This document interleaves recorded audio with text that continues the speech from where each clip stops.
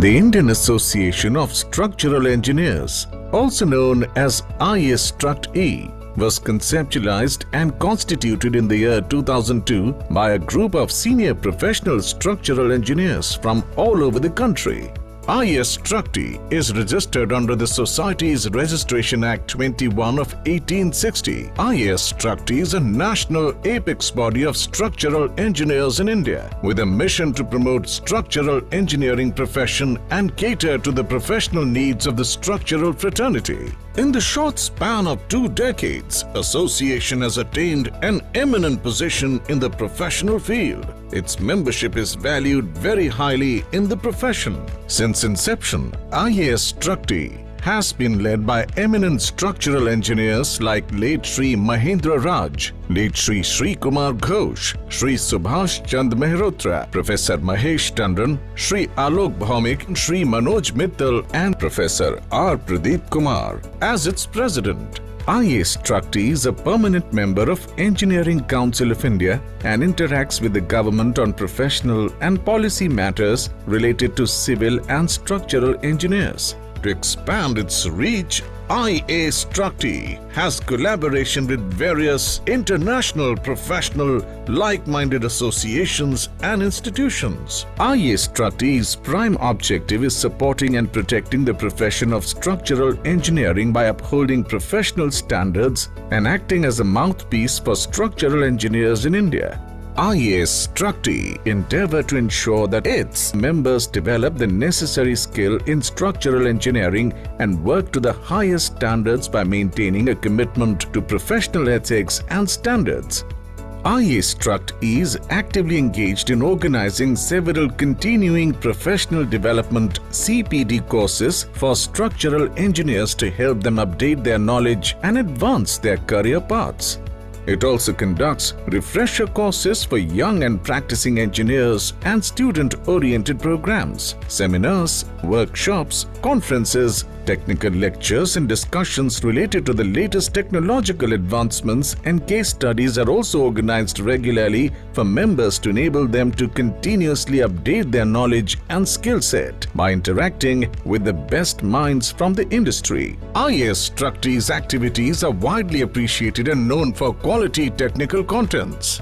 IS-Struct-E is also actively engaged in publishing its quarterly journal Structural Engineering Digest (SED), code commentaries, professional guidelines, and a monthly newsletter. IS-Struct-E's publications are becoming popular with time. IS-Struct-E has representation in various technical committees of BIS and IRC as well. Its members are actively contributing to National Code of Formulations. In the year 2020, IS-Struct-E started National Awards competition to stimulate interest in the structural engineering field and to promote innovative thinking and creativity. The awards are presented to the winners in recognition of their outstanding contribution to structural engineering in the categories which include Outstanding Structure, Outstanding Structural Engineer, Outstanding Woman Structural Engineer, Promising Young Structural Engineer, and Best Master's Thesis in Structural Engineering. IS-Struct-E is currently operating from 4 regional centers, namely Eastern, Western, Northern, and Southern, having its headquarters in Delhi to inculcate the professional culture and provide handholding to the budding engineers. IS-Struct-E has its student chapters in several leading engineering institutions as well. Membership of IS-Struct-E is open to all civil and structural engineers engaged in structural engineering profession. Members are elected based on their qualifications and experience in different grades as per eligibility requirements prescribed in the bylaws. Each application is carefully scrutinized before electing the members. More information about IS-Struct-E is available on its website www.isstruct-e.co.in.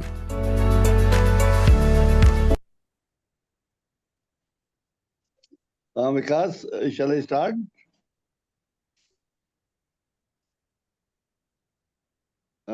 Vikas, shall I start? Yes, sir, you may please. Hello, my voice is audible? Yes, sir. Good evening, dear friends. Today we have a very interesting webinar. The topic is revolutionary structural inspection through drones-based investigations. Our speaker is Dr. Naveet Kaur. She is principal scientist, CSIR-CRRI, where now our moderator is Dr. Lakshmi Parameshwaram. Let me introduce the moderator of the webinar, Dr. Lakshmi Parameshwaram. She is a fellow member of Indian Association of Structural Engineers. She did her doctoral degree in structural engineering from University of Roorkee, now IIT Roorkee. Dr. Lakshmi is an eminent structural engineer, former principal scientist of CSIR-CRRI, with over 40 years of experience in the field of research and engineering. She developed her expertise in the area of distress diagnostics and structural health monitoring of bridges. Now over to Dr. Lakshmi for conducting the webinar. Dr. Lakshmi. Thank you, Dr. Dhawan sir, for introducing me to the audience. Good evening. Today we have a very interesting webinar that is revolutionizing structural inspection through drone-based diagnostics by Dr. Naveet Kaur. I have a pleasant duty of introducing the young, energetic speaker of today's webinar, Dr. Naveet Kaur. She is presently working as a principal scientist at CSIR, Central Road Research Institute, New Delhi. She obtained her master's degree in structural engineering in 2011 from IIT Delhi and PhD again from IIT Delhi in 2015, and she is a student of Professor Suresh Balla. Her current research interests encompass NDT using drones, non-contact structural health monitoring, novel piezoelectric energy harvesting devices, earthquake engineering, vibration control, and rebar corrosion. And at CRRI, she has led many projects related to structural health assessment and rehabilitation of distressed bridges. Her research work has produced over 40 journal and conference publications, 2 books, 5 book chapters, and 3 invention disclosures with industrial applications. And she is also a peer reviewer for many SCI journals. And very interesting fact about her is she ranks among the top 2% of researchers worldwide. I think she needs a special congratulations for that. And she was recently awarded the CIDC Vishwakarma Award 2025 for her innovative contribution as a scientist. And now about the topic. Basically, we all know that all structures, whether it is a tall building or a long span bridge, after the construction, they all deteriorate. Just like human beings, we get various diseases. Like that, there are deterioration, defects, and distresses in these structures. To maintain these structures, we need inspection. We have to inspect the structures So structural inspection is a recurrent phenomena which has to be done throughout the life of the structure. And what she has tried to do is to develop an unmanned aerial vehicle which can be used for the structural inspection. And not only that, she has tried to combine the non-destructive equipments along with this particular drone. I am sure that her lecture will be very interesting and very valuable. Basically, the talk traces the global evaluation of drone technology and showcases the research and development advancement at CSIR-CRRI, including the development of the patented Vibro Integrity Sensing Device and its aerial version, that is WinSD, Aerial Inspection Unit for remote condition assessment of structures. Basically, this innovation that helps or enable faster, safer, and more comprehensive evaluation of bridges and other structures. Also, through field applications, data accuracy validation, and future innovation like DR-CAD, the lecture demonstrates how artificial intelligence, IoT, and digital modeling, they are revolutionizing the domain of structural health monitoring and moving towards fully autonomous, data-driven diagnostics for next generation infrastructure. So without taking much time, I hand over the virtual podium to Dr. Naveet Kaur, and I request participants to post the questions also so that they can be answered after the seminar. So over to you, Dr. Naveet. Thank you, ma'am. Thank you so much for giving the introduction and briefing about the topic. So first of all, I would like to thank Dhawan sir and Lakshmi ma'am, both of you, because you have been, you have a special regard from my side in my professional career, because you, both of you were the two strong pillars to start my career at CRRI.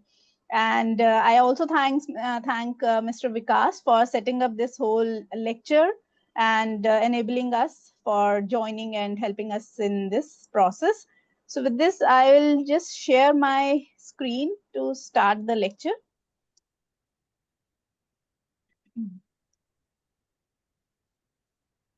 Yeah.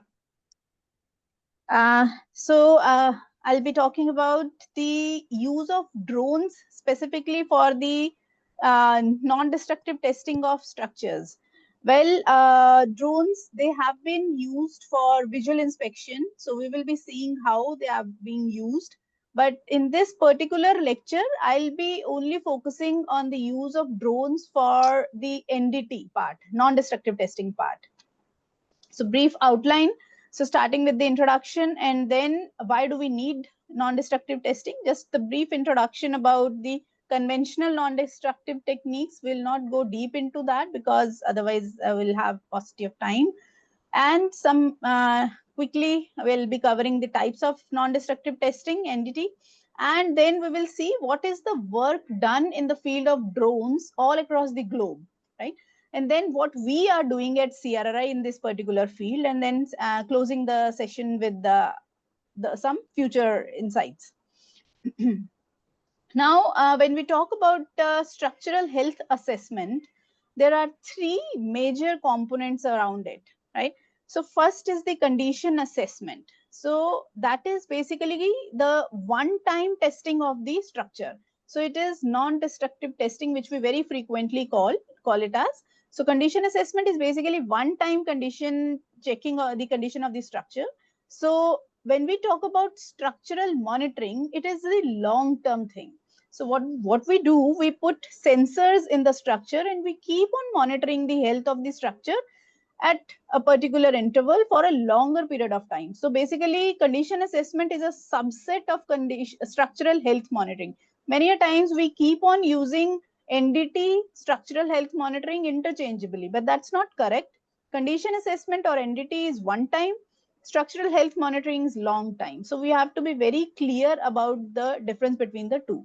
The third component is structural control. It means when there is whenever there is some kind of natural calamity, for example, let's say earthquake, we are trying to control the behavior, control the response of the structure using some techniques. Like there are the common techniques are base isolators for tall buildings, and then tune mass dampers are there, friction dampers are there. So just to show you, give you a glimpse how big these control mechanisms sometimes can be. So here you can see the tune mass damper, which is installed in the Tepai 101 building, which was the tallest building till 2010 before the Burj Khalifa in Dubai.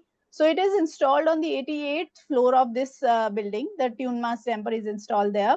And this tune mass damper is 660 ton steel ball.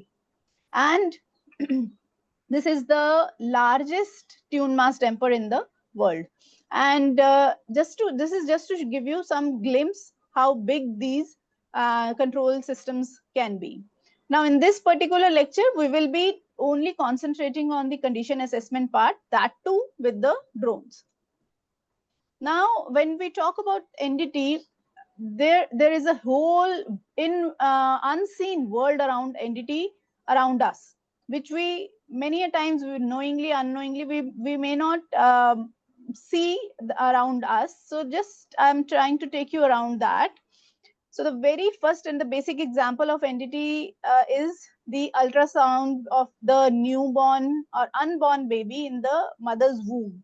So if we are checking the health of the unborn baby, of course, non-destructively. So that's the very basic example which we all know, right?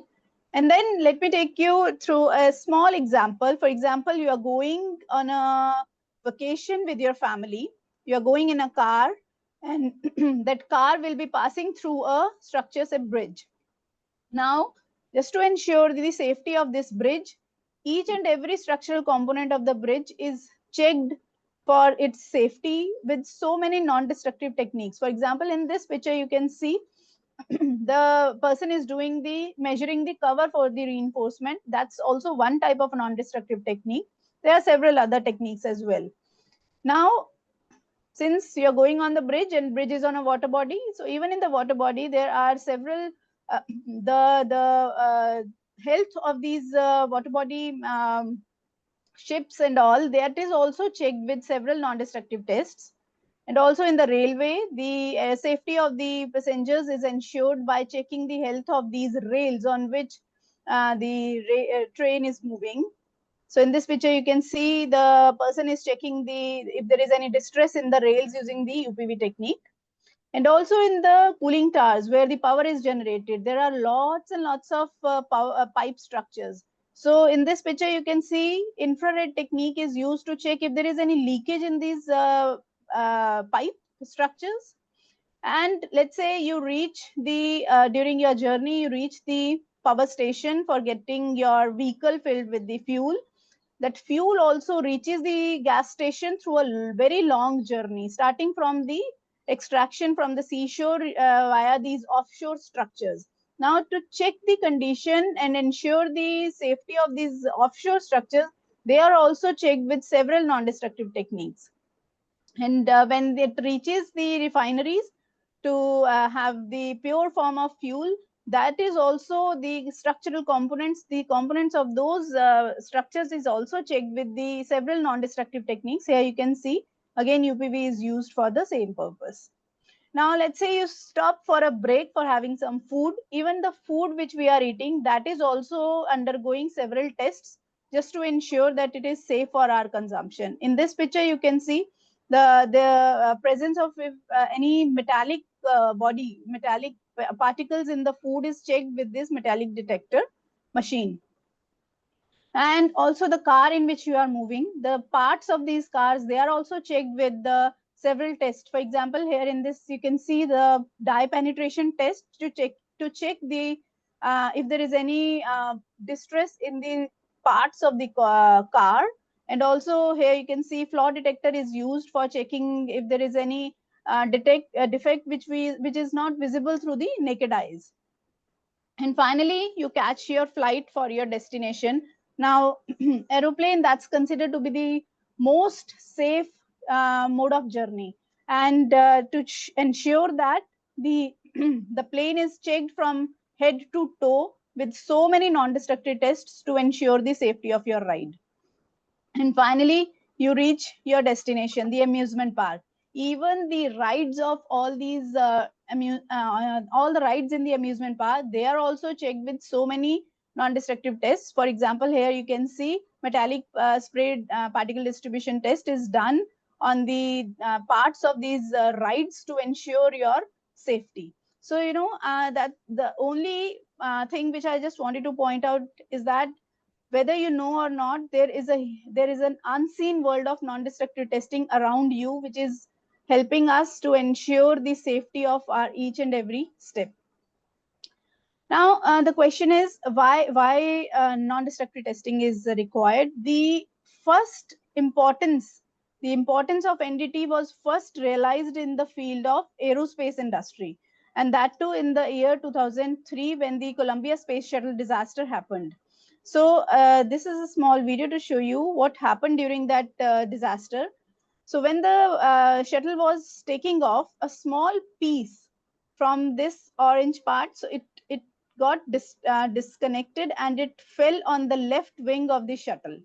During the launch, the team has already seen that this distress has already occurred in the left wing. So it was almost 18-centimeter wide hole which has occurred in the left wing.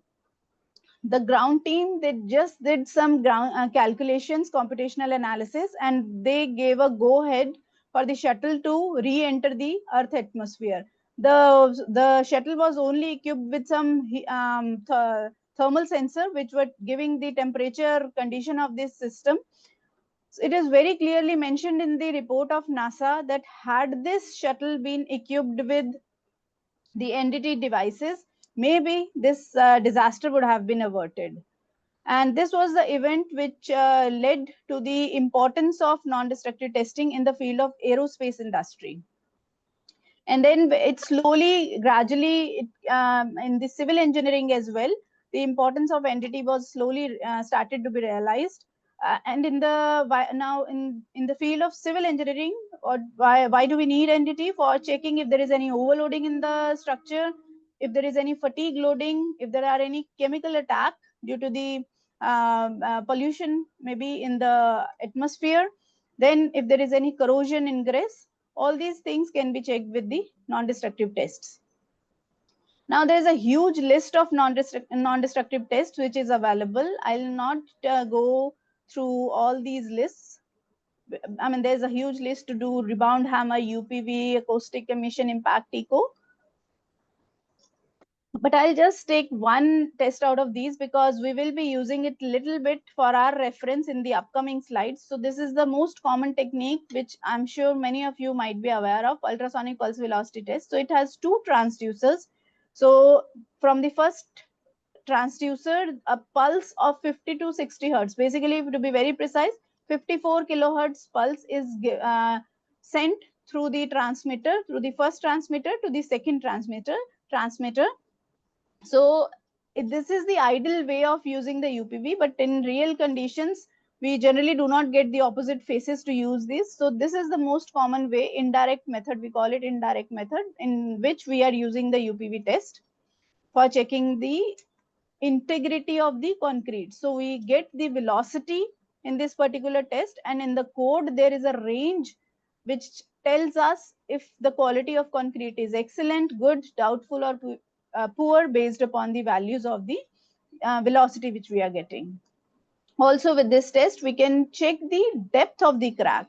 For example, we can measure the time travel for when there is no crack, say this scenario, or this scenario.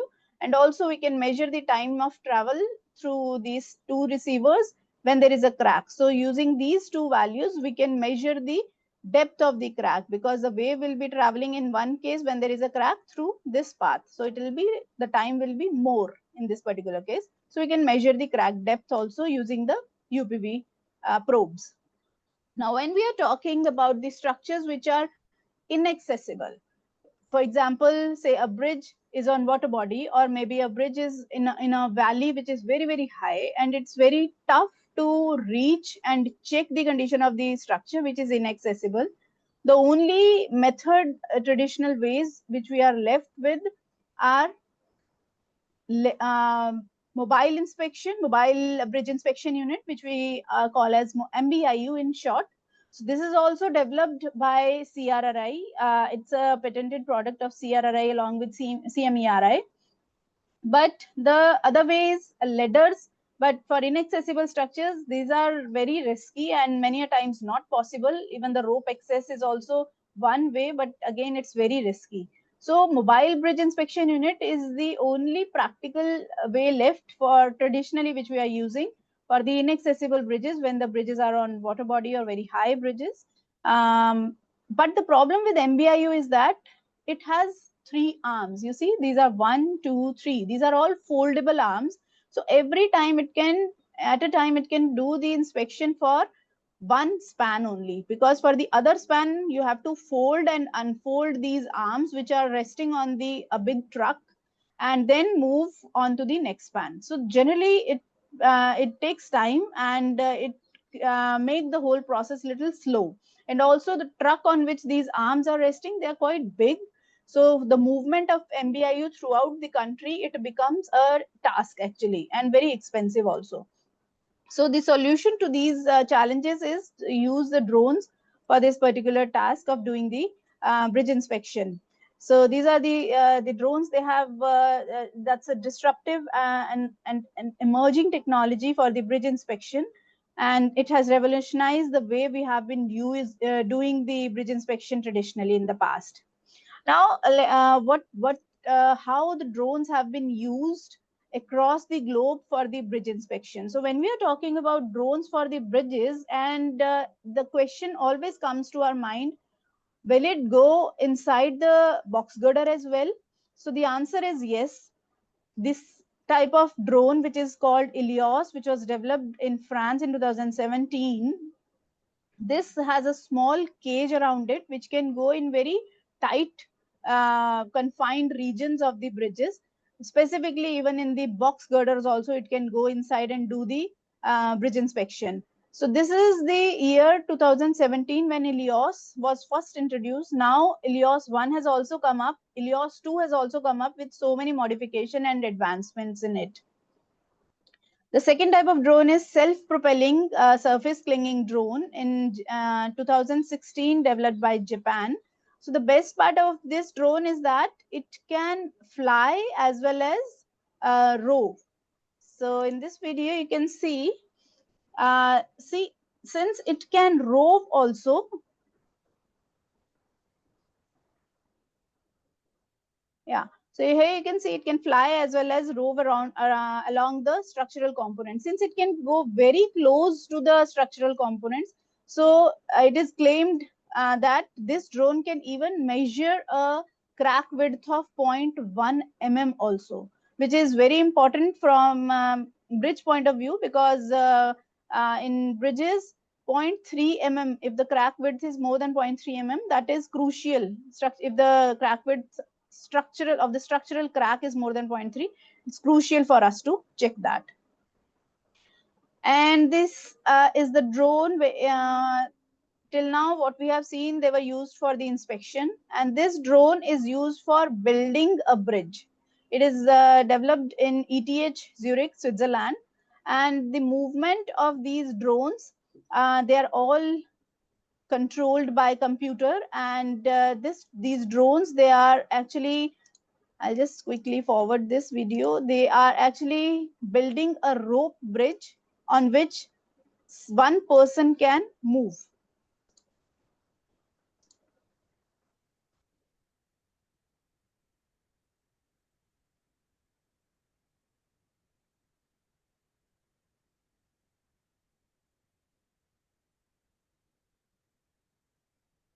Yeah.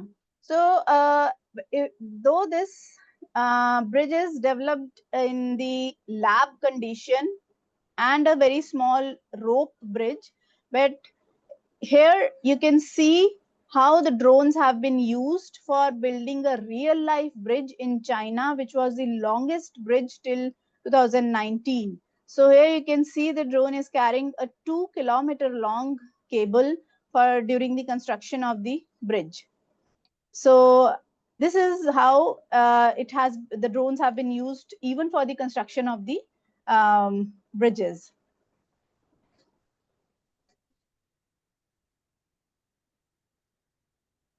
Now this is the idea from where we conceived the idea from this particular drone, and we have yet not got much information available regarding this particular drone, but it looks like it has an extended arm on which UPV probes are attached to this, and they are checking the quality of the concrete using the UPV probes. So this was the drone which from where we started our whole research around the use of drones for the entity structure, and this is how, before this particular example, you have been seeing how the drones have been used for the inspection, for the construction, and this is for non-destructive testing. Not till 2019, when we also started our research in this particular field, nothing much was there in the specifically in the area of drones for the non-destructive testing. And now when we are in 2025, there have been much of research already been done in this particular field, in specifically in the entity. When we are talking about entity, these are the different type of entity techniques which have been already integrated with the drones. So use of ultrasonic test for checking the thickness in the metallic structures. These type of commercial drones are already available in the market, and it has been used for the metallic structures. And also researchers have tried to integrate the GPR and the IR cameras. But the problem is that the GPR and IR cameras, infrared cameras, they only provide the surface information, that too only about the deck.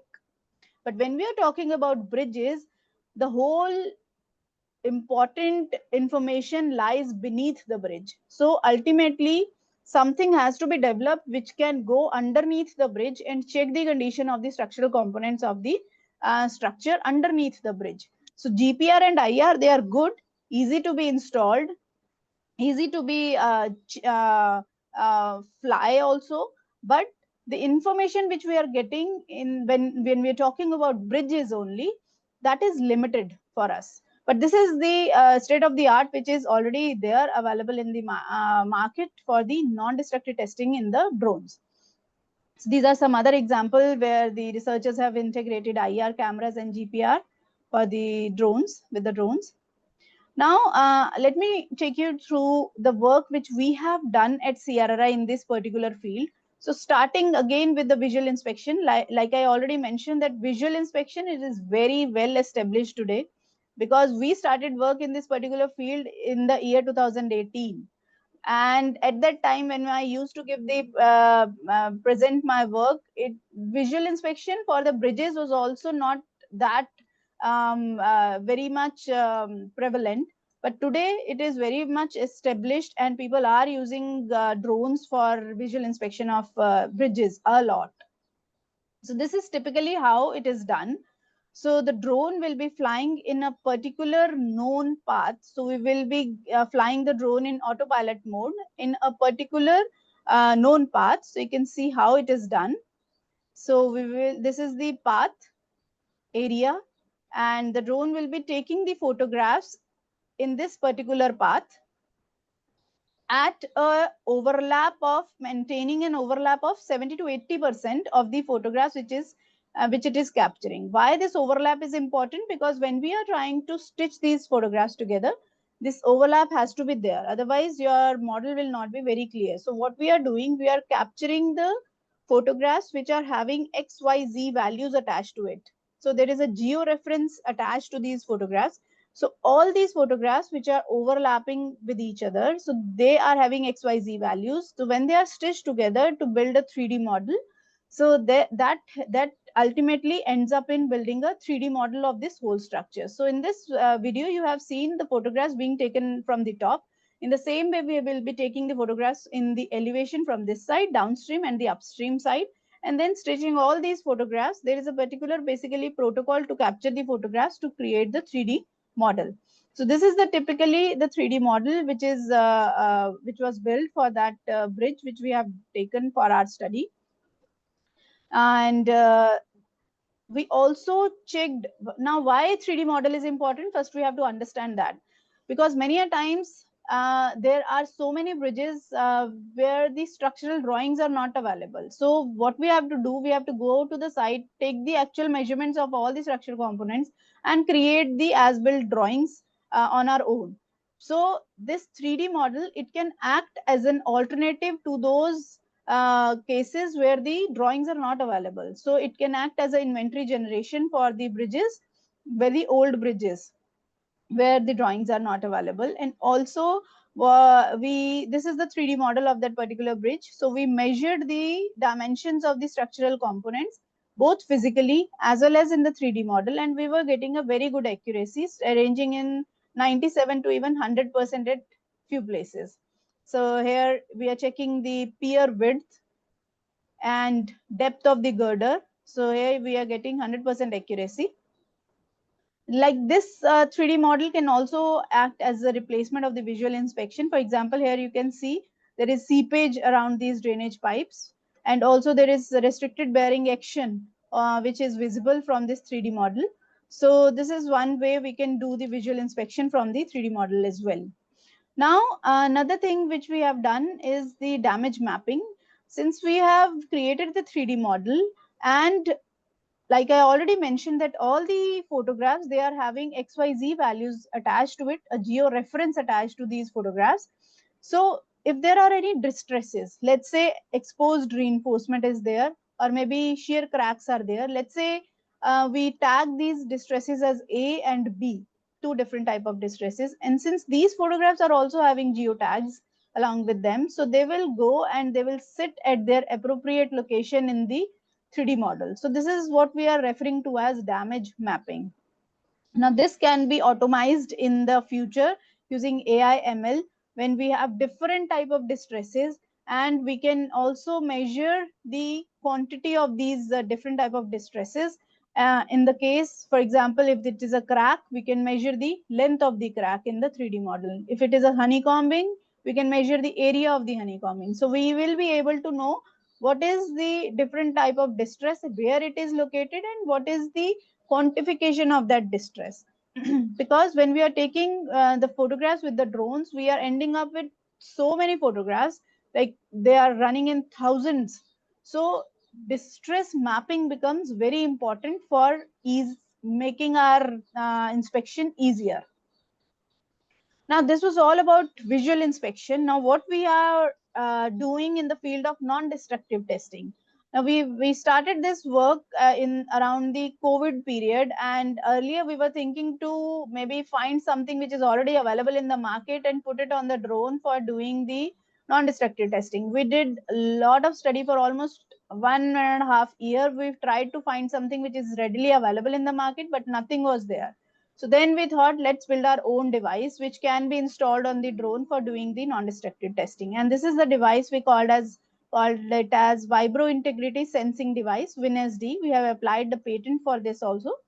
And this is from where we started with that particular device to be installed in the drone for performing the non-destructive testing. It is a piezoelectric sensor based device.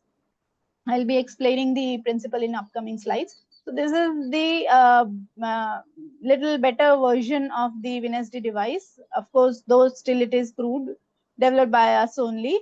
But this particular device was first calibrated, tested rigorously in the lab conditions. For that, what we did, we casted slabs of different grades. So 6 different grades we casted: 15, M15, 25, 35, 45, 55, 65. and of different thicknesses as well, 100 mm thick, 200 mm, and 300 mm thick. We casted the cubes to check the actual strength, whatever we were getting for these particular mixes. And these are the 18 slabs which were casted for the calibration of the WinSD device in the lab first, which is very important.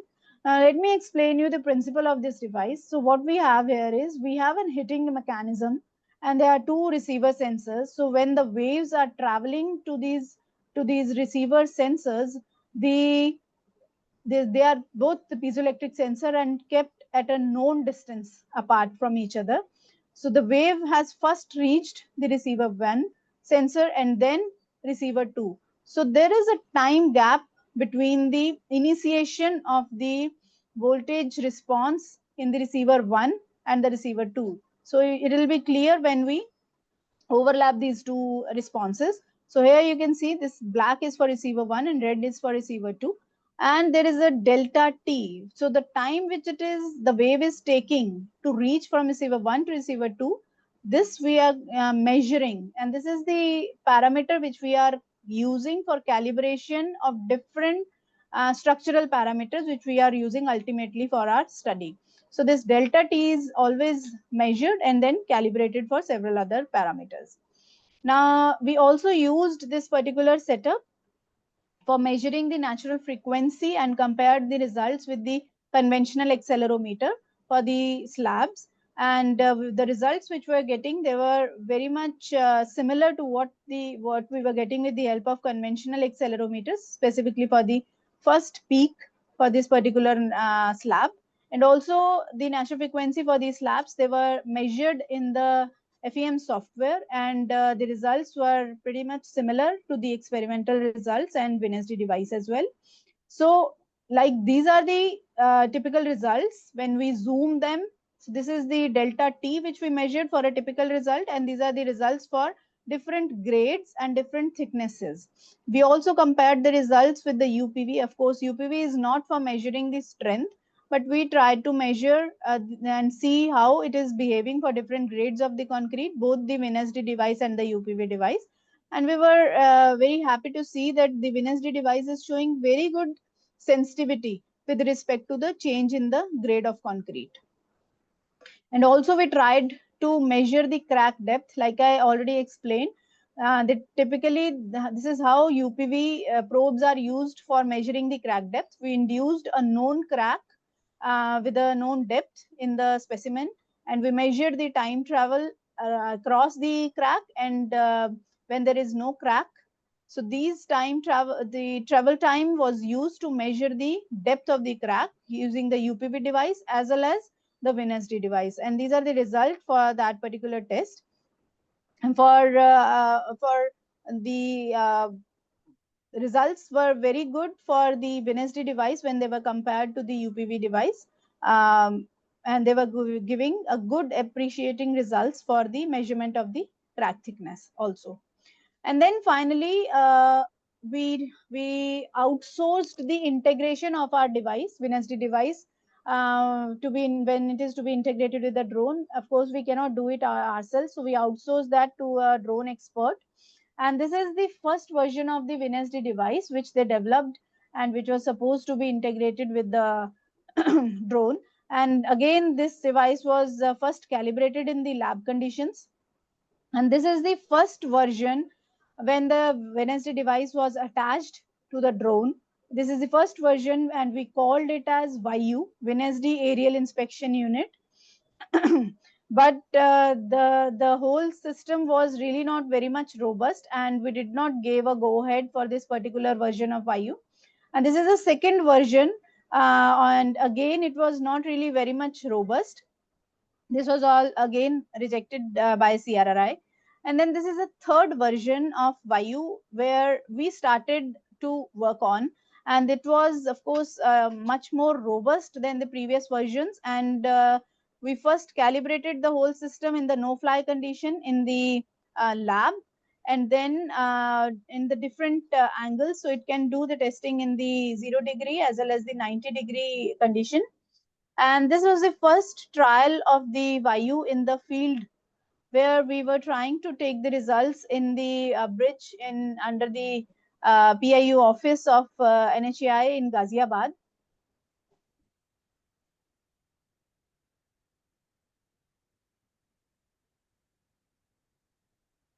But unfortunately, the results which we were getting, they were not really the way we were expecting. So these are the results which we were getting from this particular version of Vayu. And this is what we were actually expecting. Now, if you see here, the noise is almost zero, and then suddenly when the hit is done, the results, the response is coming in both the receiver 1 and receiver 2. However, these are the results which we were getting in the case of Vayu, because the arm of the length of the arm of the device, it was high, it was large, and also it was giving the wobbling effect in the drone. So when it was flying, a lot of noise was coming. So it was very tough for us to pick the initiation point for the receiver 1 and receiver 2. So that led to a very major change in the design of the WinSD device. So earlier, if you see here, the drone was having single arm on which the hitting as well as the sensors, these two receiver sensors were attached. And then we suggested the vendor to make it dual arm system. So hitting mechanism was kept on the separate arm and the sensors were attached on the separate arm. So we changed the design from single arm to dual arm system. And then again, we calibrated in the lab, compared it with the conventional technique as well. And also in the standalone condition without the drone, we checked it in the real life bridges in Andaman, and we checked it for 3 different bridges and compared the results for the compressive strength as well as the wave velocity with respect to the core results and the UPV results in 3 different bridges. The results were pretty much okay. In the case of NDT, we are accepting errors in the range of even 25% for the rebound hammer. So this was kind of good for us to go ahead for further modification if required. And then this is the final version of the Vayu with the dual arm system attached on the drone. So here you can see the hitting and the sensors are on 2 different arms, and of course we reduce the arm length as well. But when we check the results for this particular drone also, you see the results are coming something like this. So again, the initiation point was not very clear for both the receiver 1 and receiver 2. And again, when we the vendor who was building this for us was in Chennai, and when we checked the whole drone very carefully, we saw that still the vendor has connected both the sensor and the hitting arm at the bottom. You see, they are both connected. Then we told them to disconnect these hitting and the sensing arms so that we can get good results, so that they are isolated from each other. And then this led to a great improvement in the results. But then when we were checking this whole system in the flying condition, you see the noise which we were getting, that was huge. So these peaks which we are getting in the initiation, we are calling it as engagement peak, when the drone goes and touches the structure. And then this is the propeller noise, and then this is the peak for the disengagement peak. So in this particular scenario right now, we were getting a sensor noise of 600 millivolts and a propeller noise of 150 millivolts, which was very high, and our signal, the actual signal, was getting lost in this particular high noise. So then what we did, we changed the type of dampers from rubber type to viscous type of dampers. We also increased the number of dampers from 2 to 3. And then we added a lot of isolation material under the sensors. We also increased the spring force to increase the impact on the structure. And this finally led to reduction of the sensor noise from 600 to 300 millivolts and propeller noise from 150 to 50 millivolts. Now this was good enough for me to see the real signal which I was looking for. And then we tested this whole system in another bridge in the flying condition and the no fly condition. And these are the typical results. of this particular version of Vayu. And the results for the flying and no flying condition was almost similar. And then we tested the Vayu in the intact location, and also in the place where we was very clearly able to see the honeycombed area. And these are the result for the intact and the honeycombed area for delta T values, and they were again coming as expected. For the honeycombed area, the delta T was higher. And also we compared the wave velocity using the UPV test and the WinSD device, and the results we were giving very much positive results, where we were getting with an error of only 7%. So in NDT, I'll again emphasize 7% error is not really very big. And also we used to estimate the compressive strength of the girders and compared the results with the drawing. We were of course not having the actual values, so we compared the results with the drawing, and we were getting the error in the range of only 5%, 4.7% to be very precise. And this is where we are today with the Vayu.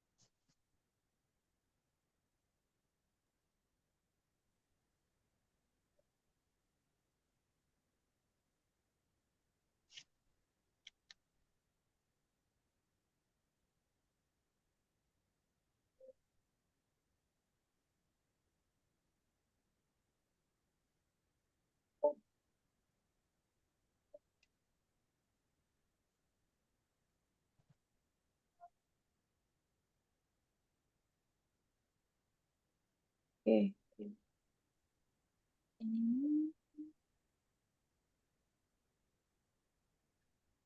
So this was when Vayu was installed, WinSD was installed on the drone. So now WinSD was the device which can tell us whether there is defect or not. But the next thing right now what we are working on is the next version, next upgradation of WinSD, which we have named as Concrete Assessment Device for Drones. That's Dr. CAD. So now the improvement in this particular version of the device is that WinSD was able to tell whether the defect is there or not, but Dr. CAD can actually locate the damage. So this is particularly working on the similar principle, but the way we are using the results for this particular device, that's a little bit different. And in this case, like we have created an artificial defect in the slab, and there is one case when there is defect in the slab, and there is another case when there is no defect, and the results are very clearly visible. It can clearly detect the damage in the slabs, and also it can locate.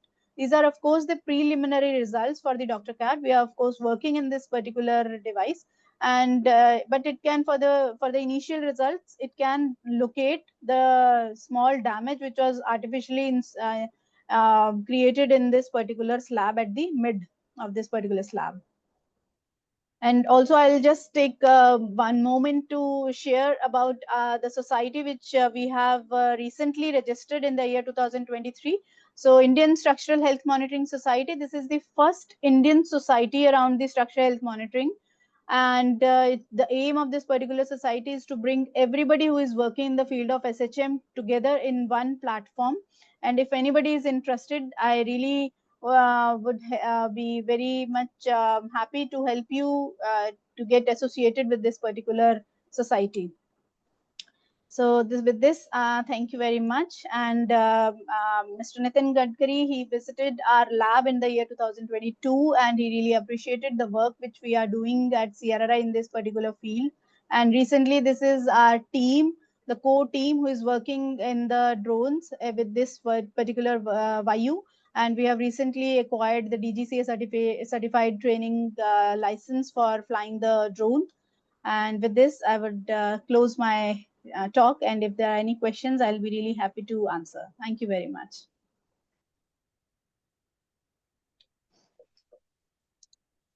Thank you, Dr. Naveet, for very interesting informative lecture, and also explaining the R&D development in a very nice manner, though it is very difficult, but I think you have explained it very nicely for everyone. And starting with like the importance of conventional NGT in our life, to the UPV, which is commonly used, which you have tried to replicate with the in the drone. And also, like there are many apprehension in the mind of structural engineers, because I know that the drones are widely used for monitoring the construction work in the field, but there only the cameras are there.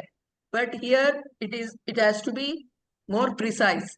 And also, like as you said, that like even inside the box girder, the drone can be used. Only thing, like it has to be properly protected. And also like the crack detection, that is very important aspect, because in concrete bridges the crack can be due to various reasons. So not only measuring the width of the crack, but also at which location the crack is. So the your system is able to detect the crack and also able to measure the crack. That is very wonderful. And also the one very important use of this particular drone is that like you can make the 3D model. And as you rightly said that most of our road bridges, they don't have the drawings. So for that purpose, it can be used. And also the 3D model, how it can be used for the inventory generation, that you have explained very nicely. And damage mapping is very, very important. And the vibro integrity sensing device for which you have filed the patent, I'm sure that like it is now with the proper installation of the device, the heating device and the measuring sensors, etc., you have succeeded. I'm really happy for this particular development. And also, I wish you all success in your future. And we have many comments in the chat box, everybody praising your excellent work. And also in the question answer box, like I think we have few questions.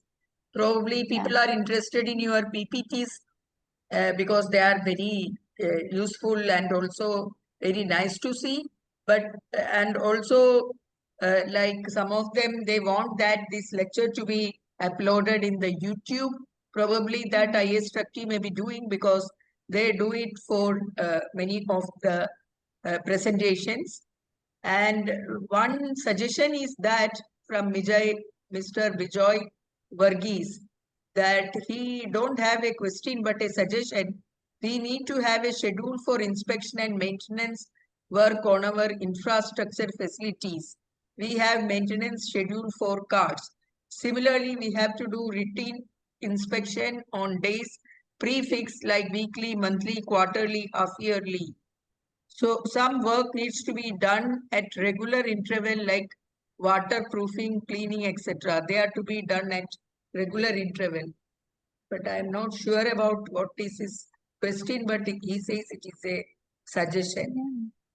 But it is pretty much there. Everything is already there in the codes and requirements. But how much we are really doing it in the field, that's the point of question. Everything is there in paper. It is to be done. Whatever Mr. Varghese has mentioned, it is to be done. It's on the paper. Then is there any drone technology available to work underwater structures like bridge foundations? Oh, I have not done work in that, but there is very little work. I mean, underwater is very challenging.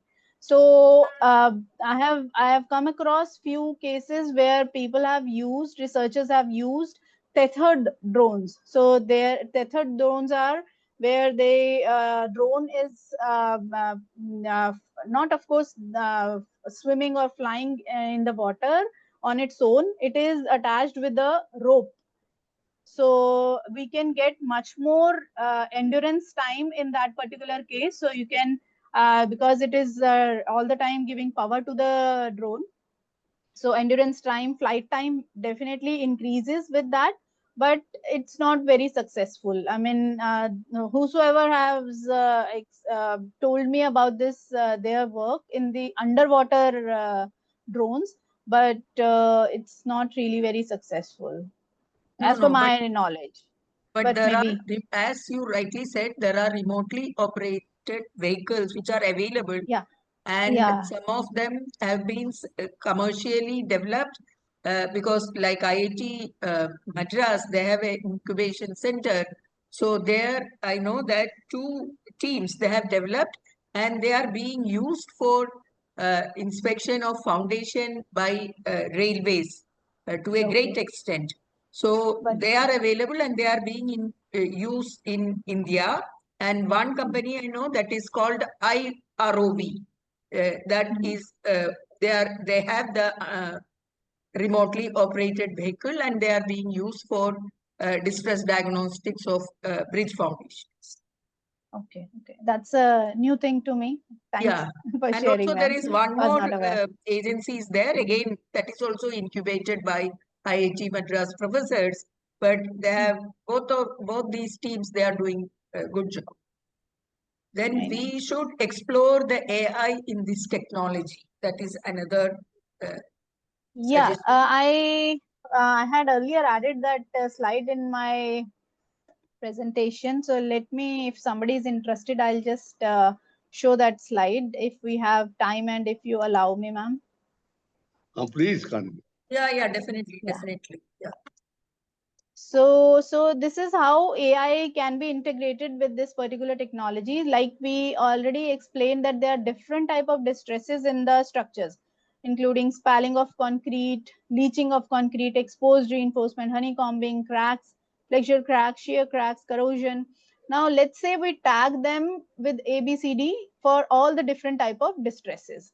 Now, we at CRRI, we have been doing this particular bridge inspection since almost 20 to 25 years. And we have a lot and lots of data for all these different type of distresses. Now, if we can create uh, AI-based system which can detect the different type of distresses, and that damage mapping which I showed earlier, it can be made automatic with the help of AI. So now whenever the system comes across a distress, say A, B, C, it will automatically tag it and then locate it on the 3D model by itself. So that will actually help us to tell us what is the type of the damage, whether it is A, B, C, D, what is the location of the damage, where it is located in the structure, and what is the quantification of damage. For example, in the case of cracks, what is the length of the crack? In the case of honeycombing, what is the area of the honeycomb? So because this 3D model, everything is measurable. So the distress will get mapped on the 3D model, and it can be then severity of the damage can be assessed basically with the help of AI. So this is one thing. We have not done much in this particular work, but there is a company in Canada called Con Labs. They have done it wonderfully for this particular thing. And also there is one other company, Israel-based company, Rapida. So they have also done little bit work in this particular direction. Of course, their system or software is not very much accurate, but they have almost attained like 60 to 65%. What is the objective of this particular thing what I just explained? Thank you, Naveet. Then one more question is, this kind of top class innovation made by researchers must be put in application by asset owners, especially in government sector, and it must be commercialized swiftly. Otherwise, it will remain with the institution unused. Absolutely correct. So this is what we are really working towards now, because you see the whole device, Vayu, the size of the device is quite big. Now our target is to create the team who can fly this much, this big size of drone. And also our next target is to little bit try to reduce the size if possible, and also try to little bit automate the whole system, because right now there are some issues while flying the whole system. So we, once the next version of this particular drone is ready with us, I'm sure that will be much more commercializable. And this particular drone we are trying to first get used to fly, because when we are talking about drone pilots, the perception in the mind when we are given the training for flying the drones is that you have to stay away from the obstruction, right? But in this particular case with Vayu, we are supposed to go touch the structure, hit the structure, take the data. So that's absolutely opposite to what is being told to a conventional pilot. So earlier we were thinking maybe we hire somebody for this particular job and then quickly get the whole thing started, and maybe pitch in the government agencies to quickly take the projects around it. But that was not possible, because a conventional drone pilot, first of all, retaining him or her is not easy. Secondly, if he gets trained, then he can change, shift the job also easily. So the only option left with us is to train our own people at CRRI, and that is what we are focusing right now, to get my team ready for flying this particular drone. Then only I can, once we are ready to take the readings in the drone. Of course, we are slowly, gradually started flying also. If some of you are connected with me on the LinkedIn, I keep on posting the new updates, and I have recently posted a video where my team is slowly, after taking 6 to 7 trials, they are now able to take the readings in the bridge. So that's a big thing for me, of course, because the drone vendor who has developed this drone for us, he was not comfortable enough to fly it after 10 to 15 days, because he also has to do some practice. The size and the weight of the drone right now is approximately 25 kg. That changes the category of this particular drone. Right now it is little bit less than 25 kg, so it falls in the small category of the drone. But above 25 kg, the category of the drone changes, it becomes medium. And the skill level, if you imagine you are driving a small car, and in the other case you are driving a big trawler, right? So that kind of skill level is required for flying a 25 kg drone with so many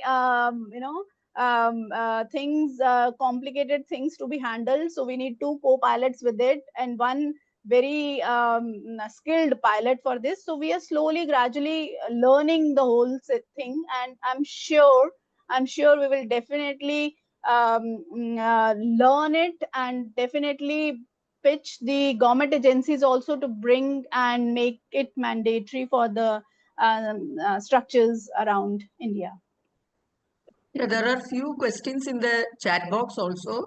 One Rangarajan Tirumalai, he has asked, like, where are the drones available for hiring? For hiring, there are a couple of agencies who, for now it depends what do we really want to do. For visual inspection, there are a lot of companies available in the market who do this visual inspection thing for the bridges. But for specifically for non-destructive testing, hiring is, as per my knowledge, maybe I can be corrected also. This is the world's first drone, particularly for the concrete entity. Nothing has been there, because when we have also filed the patent for YU also. So when we were doing the search for the patent filing, at the time we couldn't find anything around the world who is doing the non-destructive testing of the concrete with the drones. So hiring this particular thing right now is not available specifically for the concrete structures, but for visual inspection there are a lot of companies who are doing this out. Yeah, then Dr. Naveet, our MVB Rao, he has congratulated you for your excellent work. Thank And you. then one question for MTech student who is pursuing structural engineering, looking to pursue a thesis or project in this area. Could you highlight one or two key undeveloped research gaps for future direction that you believe hold the most promise? I can, for a master's project basis, there are couple of things which we are currently working on, because for improving this device itself, for improving the capability of the device, we have to see the functioning of this device in so many different scenarios, like different type of distresses, the depth of the distress, and then size of the distress, grade of the concrete, and then maybe if it can be used for the retrofitting structures. So these are the unanswered things which we are right now working on, and if somebody is interested, we will be more than happy to work together. There's a process you can apply on the CRRI website for this master's project also, and we can of course work together. And Mr. B.S. Chandrasekhar Rao, he want to get your contact particulars, mobile and email. Yeah, I there don't in mind sharing. Yeah. Is there in the If CRRI website also? If you go to yeah, that's also then fair. can Yes. find your contact details. Then one question, dear ma'am, excellent work and very informative. My question is that interpretation from UPV is more qualitative. How can we make them quantitative? See, UPV, let's not target to make UPV as quantitative, because that's not what it is built for. So, of course, if you really want to do it, you have to do a lot of testing in the lab to create different scenarios where you are trying to qualitatively assess the different type of distress. But somehow I don't feel that you should be doing that, because that's not going to add much. So if you are really interested, you can of course do is create different type of distresses at different type of depths, different sizes, and then use UPV to detect that. You will get the qualitative information about the distresses. Then one question from Mr. Lukesh Parita. First, he has congratulated you for excellent session and one of the best Make in India solution in NTT. Then, madam, how you addressed environmental, vibrational, or any form of noise while taking measurement in the field? Yeah, I think I explained in my presentation. We added a lot of isolation material. We increased the impact force. We added rubber isolation. We changed the different type of dampers. We increased the number of dampers. So many isolation things. We isolated, first of all, the most important thing which we did was we isolated the hitting and the sensing arm. So that was the most important change in the design of WinSD, which actually led us to this particular stage. Otherwise, we were not getting good results. There was a lot of noise because of the propeller movement.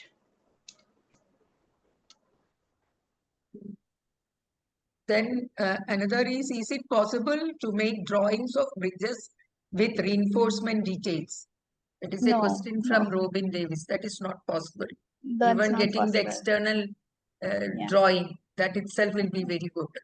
Yeah. For analysis. Correct. I just want to There are- thank Rao sir for joining for my lecture. I couldn't say thanks to sir. So thank you so much for joining and appreciating the work. So there are many Finally, congratulatory messages. So finally, madam, I will I'm also say happy, something. and I'm handing over to Dr. S.K. Daman. Dr. Naveet, excellent presentation. You have done Thank a you, sir. very good job.